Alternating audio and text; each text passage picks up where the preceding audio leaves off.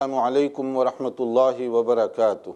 الحمدللہ رب العالمین وصلی اللہ وسلم علی نبینا محمد وعلی آلہ وصحبہ اجمعین ومن تبعہ بإحسان الی یوم الدین، اما بعد۔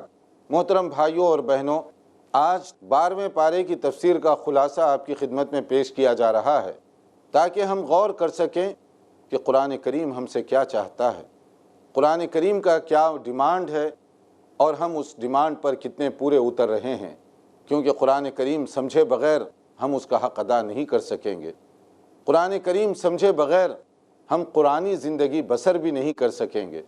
قرآن کریم سمجھے بغیر ہم باعمل زندگی بھی نہیں گزار سکیں گے، کیونکہ قرآن کتاب ہدایت ہے، معیار حق و باطل ہے۔ سچ اور غلط کو سمجھنے کے لیے قرآن کریم کی تعلیمات سمجھنا ضروری ہے۔ 12ویں پارے کے شروع میں ایک بہت اہم بات بتائی گئی، اگر اس قرآنی آیت پر ہمارا ایمان ہو تو پھر بہت ساری برائیوں سے ہم اپنے آپ کو بچا سکتے ہیں۔ کون سی بات کہی گئی؟ پہلی ہی آیت میں وَمَا مِن دَابَّةٍ فِي الْأَرْضِ إِلَّا عَلَى اللَّهِ رِزْقُهَا وَيَعْلَمُ مُسْتَقَرَّهَا وَمُسْتَوْدَعَهَا كُلٌّ فِي كِتَابٍ مُبِينٍ، کہ روئے زمین پر کوئی چوپایا چرند پرند کوئی جو چل رہا ہو ایسا نہیں ہے جس کا علم اللہ کو نہ ہو۔ اللہ تعالیٰ جانتا ہے کہ وہ کہاں رہتا ہے، کہاں اٹھتا ہے، کہاں بیٹھتا ہے، اس کی نشاطات کیا ہیں، سرگرمیاں کیا ہیں، خیر کی شکل میں ہو یا شر کی شکل میں ہو، ساری چیزیں اللہ تعالیٰ جانتا ہے۔ اور اللہ ہی ان کے لیے روزی دینے والا ہے، اللہ ہی خوراک کا انتظام کرنے والا ہے، اور یہ ساری چیزیں پہلے سے متعین کی جا چکی ہیں کہ کسے کتنی زندگی ملے گی، کس قسم کی زندگی ملے گی، کون سا کھانا ملے گا، کتنا کھانا ملے گا، کتنا پانی ملے گا، یہ ساری چیزیں متعین کی جا چکی ہیں۔ اب یہاں پر رک کر غور کیجئے کہ بعض اوقات آپ نے دیکھا ہوگا کوئی پرندہ، کوئی کیڑا بعض اوقات پتھر کے درمیان دکھائی دیتا ہے، لیکن اللہ تعالیٰ اسے بھی روزی فراہم کر رہا ہے۔ ایک جانور، اسے بھی اللہ تعالیٰ فراہم کر رہا ہے، اور ان پرندوں کا، ان جانوروں کا یقین اتنا ہے کہ ہمیں ملے گا، مگر انسان ہے کہ اللہ نے اسے اتنی ساری صلاحیتوں سے نوازا، مگر اس مسئلے میں اس کا ایمان بہت ناقص اور بہت کمزور ہے۔ اسی لیے تو وہ اسلامی قانون اور حدود کو توڑتا ہے روزی کمانے کے لیے۔ گویا یہ کہنا چاہتا ہے کہ اے اللہ، تو رزاق نہیں ہے، رزاق تو میں اپنے آپ کو سمجھتا ہوں، زور بازو سے میں دولت کماؤں گا، دھوکے کے ذریعے سے دولت کماؤں گا، جھوٹ مکر و فریب کے ذریعے سے میں دولت کماؤں گا۔ اگر کسی کا اللہ کی رزاقیت پر یقین ہو تو کیا وہ روزی کمانے میں جھوٹ بول سکتا ہے، دھوکہ دے سکتا ہے، دوسروں کے حقوق چھین سکتا ہے؟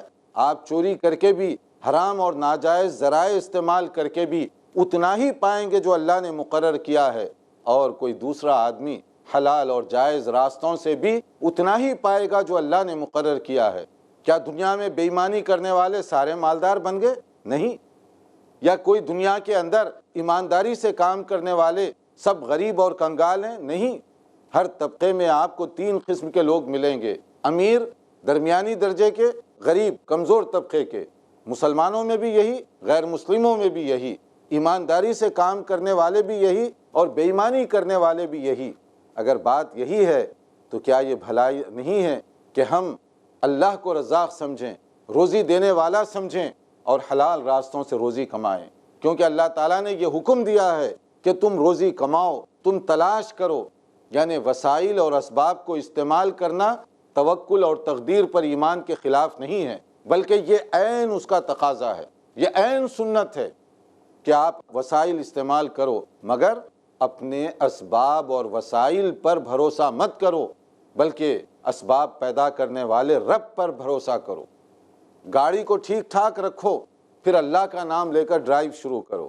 لیکن اگر آپ گاڑی کو بری حالت میں رکھو گے اور کہیں گے کہ اللہ چاہے تو میں پہنچ جاؤں گا، یہ تقدیر کے ساتھ مذاق ہوگا، یہ توکل کے خلاف والی بات ہوگی۔ توکل یہ نہیں ہے، بلکہ توکل یہ ہے کہ اسباب اور وسائل کو پہلے درست کریں اور بھروسہ اللہ تعالیٰ پر کریں، اور یہ یقین رکھیے کہ اللہ نے جس کی جو زندگی مقرر فرمائی ہے اس سے پہلے پوری دنیا مل کر اسے مارنا چاہے نہیں مار سکتے، یا اللہ تعالیٰ نے جس کا جو وقت رکھا ہے اگر پوری دنیا مل کر اس سے 1 سیکنڈ زیادہ دینا چاہیں نہیں دے سکتے، کیونکہ یہ مقررہ فیصلہ ہے اللہ تعالیٰ کی طرف سے۔ پھر انبیاء کرام کا تذکرہ کیا گیا اور ان پر ہونے والے اعتراضات کا بھی جائزہ پیش کیا گیا۔ انبیاء کرام کے سلسلے میں مختلف اوقات میں ان کی قوم کے لوگوں نے کیا کیا اعتراضات کیے۔ اعتراض نمبر 1 عام طور پر جو کیا جاتا تھا وہ یہ کہ ہم تمہیں رسول کیسے مان لیں، کیونکہ تم تو ہماری طرح بشر ہو۔ یعنی بشر ہونے کی وجہ سے آبجیکشن کیا جاتا، چاہے وہ نوح علیہ السلام ہو، صالح علیہ السلام ہو، ہود علیہ السلام ہو، مختلف انبیاء کرام کے بارے میں یہی کہا جاتا تھا۔ جیسے قرآن کریم میں نقل کیا گیا، فقال الملأ الذین کفروا من قومہ ما نراک الا بشرا مثلنا، کہ اعتراض نمبر 1، آبجیکشن نمبر 1 کہ آپ بشر، ہم بھی بشر، آپ کہتے ہیں کہ میں رسول ہوں، کیوں مانیں ہم آپ کو؟ گویا بشریت ہونے کی وجہ سے ان کے ساتھ جن لوگوں نے ٹائم گزارا، زندگی کے کافی لمحات گزارے، ان پر اعتراض کیا کرتے تھے۔ اور یہی اعتراض ہمارے نبی صلی اللہ علیہ وسلم پر بھی مکے کے مشرکین نے کیا کہ آپ ہماری طرح کے بشر ہیں، ہم کیسے مان لیں کہ اللہ تعالیٰ کی طرف سے آپ پر وحی نازل ہوئی ہے، اور آپ کو کیوں چنا گیا، فلاں اور فلاں کو کیوں نہیں چنا گیا، یا دوسروں کو کیوں نہیں چنا گیا۔ اعتراض دیکھیں کتنا ٹپیکل قسم کا، عجیب و غریب قسم کا۔ اور آج بھی کچھ ایسے لوگ موجود ہیں جو بشریت رسول کا انکار کرتے ہیں، کہتے ہیں کہ رسول کا مقام اونچا ہے تو وہ بشر کیسے ہو سکتے ہیں۔ یہ وہ اعتراض ہے جو ہر زمانے میں انبیاء کرام کے مخالفین نے کیا ہے۔ بشر ہونا یہ بنیادی شرط ہے رسول ہونے کے لیے، جو بشر نہیں ہوگا وہ رسول نہیں ہو سکتا، کیونکہ انسانوں کی ہدایت کے لیے کوئی غیر انسان نہیں بھیجا جا سکتا، بشر ہی انسان کی ہدایت کا سبب بن سکتا ہے۔ ہاں، کسی کو یہ غلط فہمی نہ ہو، انبیاء کرام بشر تھے تو کیا وہ گناہ گار بھی تھے جیسے ہم گناہ کرتے ہیں؟ نہیں، اللہ نے ان کو معصوم بنایا تھا۔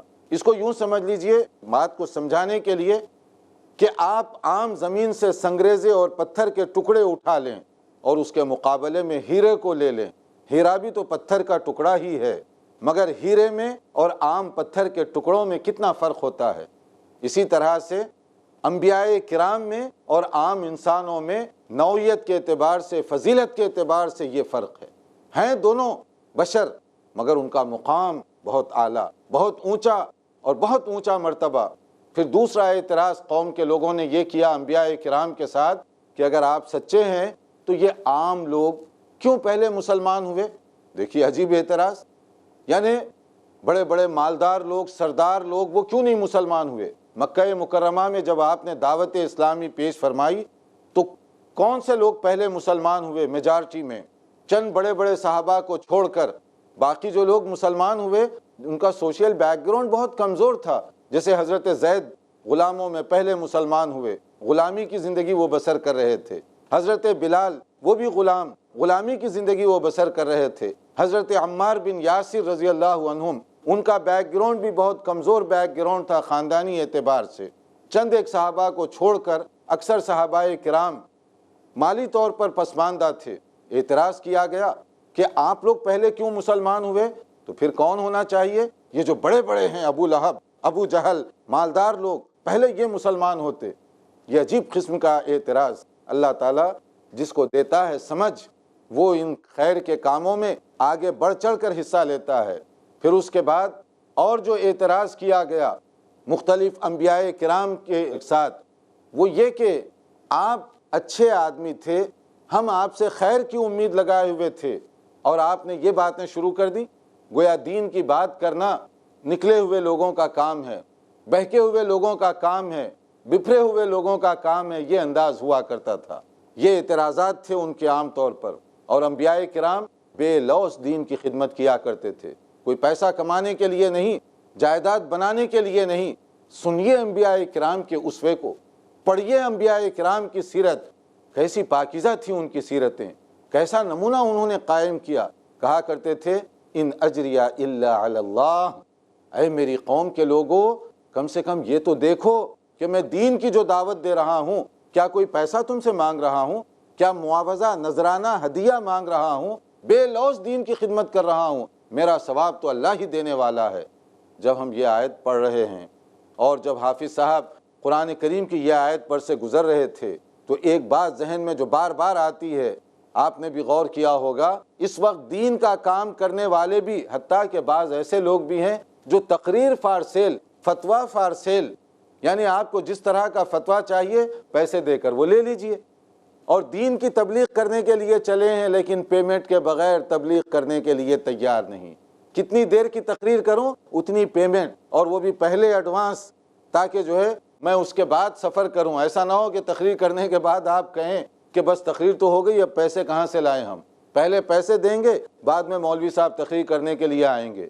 سب ایسے نہیں، لیکن اس طرح کے بھی کچھ لوگ آج کل پیدا ہو گئے ہیں۔ اللہ تعالیٰ ان کو بھی سمجھ عطا فرمائے کہ دین کا کام کیسے کرنا چاہیے۔ پھر حضرت نوح علیہ السلام کا ذکر کیا گیا کہ نوح علیہ السلام نے اپنی قوم کے ساتھ کتنا وقت گزارا، 950 برس، کوئی چھوٹا ٹائم نہیں، تھوڑا وقت نہیں ہے، مگر قوم کے کچھ لوگ مسلمان ہوئے، میجارٹی جو ہے وہ مسلمان نہیں ہونے والوں میں تھی۔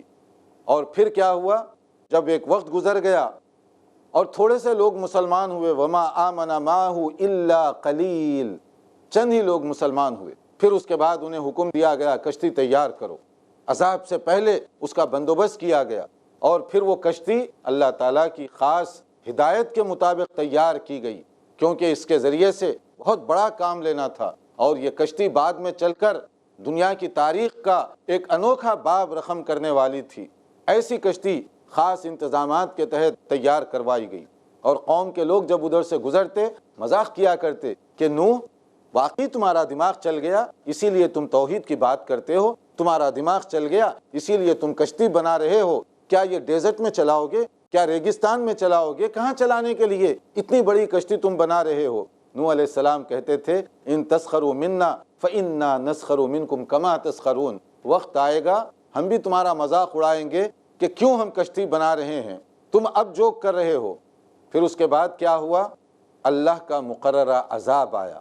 کیسے عذاب آیا اس کو سمجھنے کے لیے تھوڑا سا انتظار کیجئے، وقفے کے بعد انشاءاللہ حاضر ہوں گے۔ وَدُعَائِكَ وَتِلَاوَةِ كِتَابِكَ، خوشگوار زندگی گزارنے کی تمنا ہر دل میں ہوتی ہے، لیکن سب نہیں جانتے کیسے گزاری جاتی ہے خوشگوار زندگی۔ خوشگوار زندگی کے اصول جانیے۔ شیخ رضا اللہ عبد الکریم مدنی سے آج کی ٹینشن بھری زندگی میں اپنے آپ کو خوش رکھنے کے اسلامی اصول، ہر بدھ رات 8:30 بجے صرف i+ TV پر۔ بہتر زندگی کے لیے۔ کم علمی دھکیلتی ہے گمراہی کے دلدل میں۔ جو لوگ سود کھا رہے ہیں، کھلا رہے ہیں، اور اس کے کاروبار میں کسی بھی طرح سے شریک ہے، اللہ اور اس کے رسول سے جنگ کر رہے ہیں۔ شک و شبہات کے جنگل میں سارے لوگ ایک تھے، پھر کیا ہوا، شیطانوں نے اتنی بنیادیں پیش کی کہ ہر ایک آدمی الگ ہوتا چلا گیا۔ کیونکہ جہالت ایک بیماری ہے۔ ذات باری تعالیٰ کا انکار کرنے والا اس بنیاد پر کہ ہمیں دکھائی کیوں نہیں دیتا، وہ احمق کہلائے گا، عقل مند نہیں ہے وہ۔ مگر اسلام میں بیداری ہے۔ شیطان کبھی بھی کوئی بھی راستہ دکھاتا ہے، ہمیں پہچاننے کے لیے ایک راستہ موجود ہے کتاب و سنت میں۔ پوچھو تو صحیح، شیخ رضا اللہ عبد الکریم مدنی سے زندگی کی تاریکیوں سے نکل کے اجالے کی طرف لانے والی واحد روشنی، ہر جمعہ رات 8 بجے صرف i+ TV پر۔ بہتر زندگی کے لیے اپنے DTH اور کیبل آپریٹر سے آج ہی سمپرک کریں۔ Free to air. وَدُعَائِكَ وَتِلَاوَةِ كِتَابِكَ۔ ناظرین، وقفے سے پہلے ہم بتا رہے تھے کہ نوح علیہ السلام نے اللہ کے حکم سے کشتی تیار کی، اور اس کے بعد مقررہ وقت پر اللہ کا عذاب پانی کی شکل میں شروع ہوا۔ زمین سے بھی پانی، آسمان سے بھی پانی گر رہا ہے، بڑھتا گیا بڑھتا گیا۔ نوح علیہ السلام انتظامات کے تحت اپنی کشتی میں سوار ہو گئے، اور آج کا دن کشتی میں سوار ہونے کے لیے ایک ٹکٹ مقرر کیا گیا، ایک پہچان اور ایک شناخت مقرر کی گئی۔ وہ کیا تھی؟ ایمان۔ جو ایمان والے ہیں وہی اس کشتی میں سوار ہو سکتے ہیں، باقی کوئی اس کشتی میں سوار نہیں ہو سکتا۔ حضرت نوح علیہ السلام نے دیکھا کہ ان کا بیٹا ابھی اس کشتی میں سوار ہونے کا مستحق نہیں تھا، آخری وقت تک باپ نے کوشش کی، مگر آزمائشیں کیسی کیسی آتی ہیں، وہ نہیں مانا بات۔ وہ کہنے لگا کہ ابا جان، یہ بارش سے ڈر کر میں کیوں اسلام قبول کروں، میں تو چلا جاؤں گا فلاں پہاڑی پر اور وہاں پر جا کر تھوڑی دیر ٹھہر جاؤں گا، بارش ختم ہوگی تو واپس آ جاؤں گا۔ حضرت نوح علیہ السلام نے سمجھانے کی کوشش کی، کہا کہ قال لا عاصم اليوم من امر اللہ الا من رحم، بیٹے یہ اللہ کا عذاب ہے اور آج کا دن اللہ کے علاوہ کوئی کسی کو بچانے والا نہیں ہے۔ تمہاری یہ مس انڈرسٹینڈنگ ہے، غلط فہمی ہے کہ شاید تم کہیں ادھر ادھر جا کر بچنا چاہتے ہو۔ باپ سمجھا رہے ہیں، بیٹا آگے سے تکرار کر رہا ہے۔ اسی حالت میں پانی بڑھتا گیا اور اس کے بعد کیا ہوا؟ اس کے بعد ایک موج آئی اور وحال بینہم الموج فکان من المغرقین۔ جب موج آئی تو باپ کی نظروں کے سامنے بیٹا ڈبا کر ختم کر دیا گیا، تاکہ قیامت تک یہ عبرت سے دیکھا جائے کہ نوح جیسے بڑے پیغمبر کا بیٹا بھی اگر دائرہ اسلام میں نہ آئے تو اس کے ساتھ بھی وہی معاملہ کیا جائے گا جو ایک عام آدمی کے بیٹے کے ساتھ کیا جا سکتا ہے، کیونکہ نجات کا دار و مدار خاندان پر نہیں، نجات کا دار و مدار ایمان اور عمل پر ہے۔ نوح علیہ السلام تڑپ گئے اس منظر کو دیکھ کر۔ باپ جو تھے، پدری جو شفقت اور محبت ہوتی ہے، کہا کہ یا اللہ میرا بیٹا تو ڈوب گیا۔ تو حضرت نوح علیہ السلام کو ان کے اس درد اور فکر کا کیا جواب دیا گیا؟ قال یا نوح انہ لیس من اہلک، نوح یہ تمہارے گھر کا فرد کیسے ہوا؟ ایمان جو نہیں لایا وہ تمہارے گھر کا فرد کیسے ہو سکتا ہے؟ انہ عمل غیر صالح، اس کا عمل غیر مقبول ہے اللہ تعالیٰ کے پاس۔ جب عمل نہ ہو تو اس کو اللہ تعالیٰ کیسے بچائے گا؟ حضرت نوح علیہ السلام کو جو بات بتائی گئی وہ ایک نمونہ ہے سب کے لیے۔ آج لوگ بغیر عمل کے چاہتے ہیں کہ جنت حاصل کریں، کہتے ہیں کہ میری نسبت فلاں کے ساتھ ہو گئی ہے لہٰذا مجھے وہ جنت میں لے کر جائیں گے۔ سن لیجئے، اگر نوح علیہ السلام جیسے جلیل القدر پیغمبر اپنے بیٹے کو نہیں بچا سکے اللہ تعالیٰ کے عذاب سے کیونکہ وہ ایمان نہیں لایا تھا، عمل نہیں کیا تھا، تو میں، آپ، فلاں کیا ان کی یہ طاقت ہو سکتی ہے کہ نوح علیہ السلام سے زیادہ ان کا ایمان ہو، یا وہ دوسروں کو جسے چاہے جنت کا مستحق بنا دیں؟ ہرگز یہ بات نہیں ہو سکتی۔ اس واقعے کو سمجھیے آج جو پڑھا گیا۔ پھر اس کے بعد حضرت ابراہیم علیہ السلام ان کا ایک اور انداز سے ذکر کیا گیا۔ حضرت ابراہیم علیہ السلام کیا وہ غیب جانتے تھے؟ اس کو بھی سمجھیے کہ حضرت ابراہیم علیہ السلام کے ہاں کچھ فرشتے آئے، مگر انسانی روپ اور شکل و صورت میں حضرت ابراہیم علیہ السلام نے ان کا استقبال کیا اور اس کے بعد ان کے کھانے کے لیے تیاری کرنے لگ گئے۔ پھر کہا گیا کہ تھوڑی دیر کے اندر جو بھی کھانا انتظام وہ کر سکتے تھے ایک بچڑے کی شکل میں بھونا ہوا وہ لے آئے، جسے کہا گیا فما لبث ان جاء بعجل حنیذ، بھونا ہوا بچڑا تیار کر کے لے آئے تاکہ مہمانوں کے سامنے یہ روسٹ رکھا جا سکے۔ ایک چیز اس سے یہ بھی معلوم ہوئی انبیاء کرام میں کتنی مہمان نوازی ہوا کرتی تھی۔ جانتے نہیں ہیں کہ کون آئے مگر ان کے کھانے کا انتظام کر رہے ہیں۔ اور ہم ہیں، کوئی مہمان کبھی آئے، کبھی گھڑی دیکھتے ہیں، کبھی گھر دیکھتے ہیں، کبھی نہ جانے کیا کیا، کہ کسی طرح یہ نکل جائے یہاں سے۔ آئے کیوں ہو تم؟ بلایا کون تمہیں؟ کیوں تشریف لائے ہو؟ یعنی مہمان ایک وبال جان بن جاتا ہے۔ بہت سارے ایسے لوگ ہیں۔ تو حضرت ابراہیم علیہ السلام نے کھانا تیار کیا اور اس کے بعد کھانا ان کے سامنے جب پیش کیا گیا، حضرت ابراہیم نے دیکھا کہ وہ کھا نہیں رہے ہیں۔ اب حضرت ابراہیم کو تھوڑی تشویش ہوئی کہ کون لوگ ہیں یہ؟ میں نے ان کا نہ نام پوچھا نہ ایڈریس پوچھا، کھانے کا انتظام کر دیا مگر اب یہ کھا نہیں رہے ہیں۔ اور اس زمانے میں اگر کوئی دسترخوان پر بھوکے پیٹ اٹھ جائے نہ کھائے تو سمجھا جاتا تھا کہ شاید یہ میرے مخالف میں سے ہے اور مجھے پسند نہیں کرتا، یعنی پسند نہیں کرنے کی ایک علامت تھی کہ اس کے گھر میں کھانا نہ کھاؤ۔ تو کیا ہوا؟ اللہ خیر کرے، کون لوگ ہیں یہ؟ اب جب حضرت ابراہیم کے چہرے پر کچھ پریشانی کے آثار پیدا ہوئے، فرشتوں نے کیا کہا؟ یہ ہے نوٹ کرنے والی بات۔ فرشتوں نے کہا ابراہیم گھبراؤ نہیں، ہم وہ نہیں ہیں جو تم سمجھ رہے ہو۔ تو پھر کیا ہیں ہم فرشتے ہیں، تم انسان سمجھ کر یہ کھانا رکھے ہو، فرشتوں کو کھانے کی ضرورت نہیں ہے۔ اب ابراہیم علیہ السلام سوچئے، کیا پہلے سے انہیں معلوم تھا کہ یہ فرشتے میرے گھر آئے ہوئے ہیں پھر بھی وہ کھانا بے مقصد تیار کر رہے تھے؟ تو ایک نبی اپنے گھر میں بیٹھے ہوئے فرشتوں کو یہ نہ پہچان سکے کہ کیا وہ فرشتے ہیں یا انسان ہیں، تو آج کل لوگ کہتے ہیں کہ ہمیں ان کے گھر میں ہونے والے واقعات کا بھی علم ہوتا ہے، ہم غیب کی ساری خبریں دے سکتے ہیں۔ تو آپ سوچئے کہ آج کل کے لوگ کیا ابراہیم علیہ السلام سے بھی آگے بڑھ گئے؟ کہاں سے غلط فہمیاں پیدا ہو گئیں اس طرح کی؟ پھر انہوں نے جب یہ ساری تفصیلات بتائیں، ورنہ اگر پہلے سے ابراہیم علیہ السلام کو پتا ہوتا تو کیا وہ ڈرامہ کر رہے تھے؟ نہیں، حضرت ابراہیم سنجیدہ تھے، وہ مہمان نوازی کی خاطر یہ کر رہے تھے۔ بعد میں جب انہوں نے اطلاع دی اور ساتھ انہوں نے بتایا کہ ہماری منزل آگے ہے، ہم تمہیں خوشخبری دینے کے لیے آئے ہیں بیٹے کی، اور آگے ہماری منزل ہے، کہا وہ کیا؟ کہا لوط علیہ السلام کی بستی اور اس کو تہس نہس کرنا ہے۔ کہا وہاں تو لوط بھی موجود ہیں۔ فرشتوں نے جواب دیا ہمیں معلوم ہے کون وہاں موجود ہے اور اس کے لیے انتظامات کر لیے گئے ہیں۔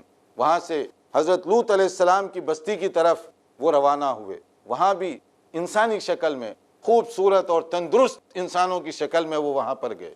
لوط علیہ السلام کی قوم کے اندر جو بگاڑ پیدا ہوا تھا وہ جنسی انارکی، بے راہ روی، یعنی سیکشول پرابلمز پیدا ہوئے تھے وہاں پر، اور پھر وہ برائیوں میں مبتلا تھے، بے حیائی کے کام وہ کیا کرتے تھے۔ حضرت لوط علیہ السلام نے سمجھانے روکنے کی بڑی کوششیں کی، فائدہ نہیں ہوا۔ بالآخر اللہ کا عذاب آیا، اور اللہ کا عذاب ایک وقت کے بعد آتا ہے، مہلت کے بعد آتا ہے۔ جب وہ اپنی مہلت سے فائدہ اٹھانے کے لیے تیار نہیں، اس وقت اللہ تعالیٰ کا عذاب آیا۔ اب جب فرشتے وہاں پر آئے تو وہ چونکہ انسانی روپ میں آئے تھے، اب دیکھیے اللہ کے نبی لوط علیہ السلام، اور یہ واقعہ سورہ ہود اس کے اندر آپ پڑھ کر دیکھیے کیا واقعہ بیان کیا گیا کہ حضرت لوط علیہ السلام بے چینی کا شکار ہو گئے، کیونکہ وہ جو قوم کے بگڑے ہوئے لوگ تھے، ان مہمانوں کو دیکھ کر ان کی نیتیں خراب ہو رہی تھیں، ان کے ارادے بگڑ رہے تھے۔ بھاگے بھاگے حضرت لوط کے گھر کی طرف آئے کہ آج تو ہمیں شکار مل رہا ہے۔ لوط علیہ السلام سمجھانے کی کوشش کر رہے ہیں، اللہ کا خوف ان کو دلا رہے ہیں، فاتقوا اللہ ولا تخزونی فی ضیفی، کہ میرے مہمانوں کے سامنے تم مجھے رسوا مت کرو۔ سمجھا رہے ہیں یہ پریشانی کے ساتھ، پھر کہہ رہے ہیں الیس منکم رجل رشید، کیا تم میں کوئی ایک آدمی بھی سمجھدار نہیں، عقل مند نہیں ہے؟ تمہیں معلوم نہیں ہے کہ مہمانوں کے ساتھ کیا برتاؤ کرنا چاہیے؟ تمہارے ارادے ان کے حسن و جمال کو دیکھ کر بگڑ گئے، تم نے پہچانا نہیں کہ یہ کون لوگ ہیں؟ کم سے کم ان کی عزت کرتے، تکریم کرتے، یہ مہمان آئے ہیں اور تم ان کی توہین کرنے پر تلے ہوئے ہو۔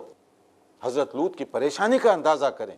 پھر اس کے بعد کیا ہوا؟ جب ان کی بہت پریشانی ہو گئی، اب فرشتوں نے اپنی زبان کھولی، حضرت لوط کو اطمینان دلایا کہ گھبرائیے نہیں، ہمیں یہ کچھ نہیں کر سکتے۔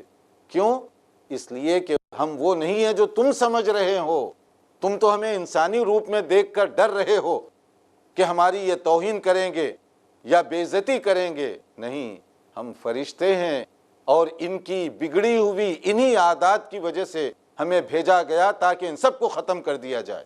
اب معلوم ہوا حضرت لوط علیہ السلام کو کہ جنہیں میں انسان سمجھ رہا تھا وہ تو ملائکہ ہیں، اور وہ آئے اسی لیے ہیں کہ ان بدبخت لوگوں کو جنہوں نے یہ برائی اور یہ غلط کاری کو پروان چڑھایا، ان کو تباہ و برباد کر دیا جائے۔ پھر اس کے بعد کیا ہوا؟ حضرت لوط علیہ السلام سے کہہ دیا گیا کہ یہاں سے آپ نکل جائیں، اور ان کو وقت بتا دیا گیا کہ کب عذاب آنے والا ہے، اور حضرت لوط علیہ السلام کے لیے اب نکلے بغیر کوئی چارہ کار نہیں تھا، روانہ ہو گئے۔ اور اس کے بعد پیچھے کیا ہوا؟ آسمان سے ایسی ہولناک بارش شروع ہوئی کہ پتھر برسا کر اس قوم کو ختم کر دیا گیا۔ فلما جاء امرنا جعلنا عالیہا سافلہا وامطرنا علیہا حجارۃ من سجیل منضود۔ جب اللہ تعالیٰ کا عذاب آیا، آسمان سے پتھر برسائے گئے ان کے اوپر، اور جب وہ مر گئے تو ان کی نعشیں بھی اس قابل نہیں تھیں کہ ان کو زندہ چھوڑا جائے، ان کو تلپٹ کر دیا گیا، یعنی زمین میں زلزلہ پیدا ہوا اور ان کو زمین کے اندر دھنسا دیا گیا کہ تمہارا وجود اس قابل نہیں ہے کہ تمہارے وجود کو، یعنی ڈیڈ باڈیز کو، تمہاری لاشوں کو زمین کے اوپر قبول کیا جائے۔ تم نے سنگین گناہ کیا، انسانیت سوز حرکت کی تم نے، اور بدبختانہ کام کیا تم نے، اس لیے تمہارے ساتھ یہ معاملہ کیا جاتا ہے۔ یعنی آسمان سے پتھر برسا کر زمین کے زلزلے کے ذریعے سے ان کو ختم کر دیا گیا۔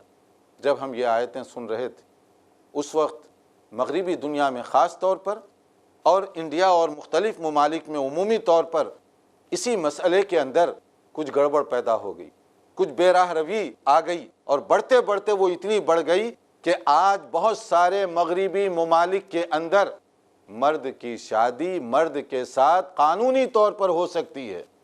اندازہ کریں آپ، مرد کی شادی مرد کے ساتھ قانونی طور پر ہو سکتی ہے، اور اس کو میاں بیوی والے سارے حقوق دیے جائیں گے، اور یہی بات انڈیا کے اندر اس کو بھی پرموٹ کرنے کی کوشش کی جا رہی ہے کہ اس کو لیگل حیثیت دے دی جائے، جبکہ یہ وہ چیز ہے جو کسی مذہب میں جائز اور درست نہیں رکھی گئی، مگر اس کے باوجود ڈھٹائی کے ساتھ اللہ کے قانون کو توڑنے کی بات کی جا رہی ہے۔ جب اللہ کے قانون کو اس طرح سے توڑ دیا جائے گا تو لوط علیہ السلام کی بستی پر آنے والے عذاب کو بھی یاد رکھنا چاہیے کہ اسی بیماری کی وجہ سے، اسی بگاڑ کی وجہ سے آسمان سے پتھر برسا کر ان سب کو ختم کر دیا گیا تھا، اور اگر یہی بگاڑ پیدا ہو نہ صرف چھپ چھپا کر، قانونی طور پر اس کی اجازت دی جائے، تو پھر سمجھ لیجئے کہ اس قوم پر اللہ کی آزمائش، اللہ کی پھٹکار کسی بھی طریقے سے آ سکتی ہے۔ ہمیں تو دعا کرنا چاہیے کہ اللہ تعالیٰ اپنے غضب سے ہم سب کو محفوظ فرمائے، ورنہ چوری اور سینہ زوری اس دھڑلے کے ساتھ اس طرح کا جرم اور گناہ کا کام کیا جائے۔ اور پھر اس کے بعد ایک عجیب بات ہے کہ وہ علاقہ، یعنی یہ جو ہیں جو آج کل ڈیڈ سی کا علاقہ ہے، بحر میت، وہاں پر یہ قوم آباد تھی، سدوم وغیرہ کا علاقہ جو جارڈن کی بارڈر پر پڑتا ہے، وہاں یہ اللہ تعالیٰ کا عذاب آیا اور وہاں اس قوم کو ختم کر دیا گیا۔ یہ عبرت ہے تمام دنیا والوں کے لیے کہ اللہ تعالیٰ نے انسان کے اندر جو جنسی صلاحیتیں رکھی ہیں اس کی تکمیل کے لیے بھی جائز اور شرعی حدود مقرر کر دیے۔ ان جائز اور شرعی حدود سے کوئی آگے بڑھے گا تو اللہ تعالیٰ کی ناراضگی کو گویا کہ وہ للکار رہا ہے۔ اللہ تعالیٰ ہمیں ہر قسم کے فتنے سے محفوظ فرمائے اور ہر برائی سے سب کو محفوظ رہنے کی اللہ توفیق عطا فرمائے۔ والسلام علیکم ورحمۃ اللہ وبرکاتہ۔ وقال الرسول يا رب إن قوم اتخذوا هذا القرآن مهجورا وكذلك جعلنا لكل نبي عدوا من المجرمين وكفى بربك هاديا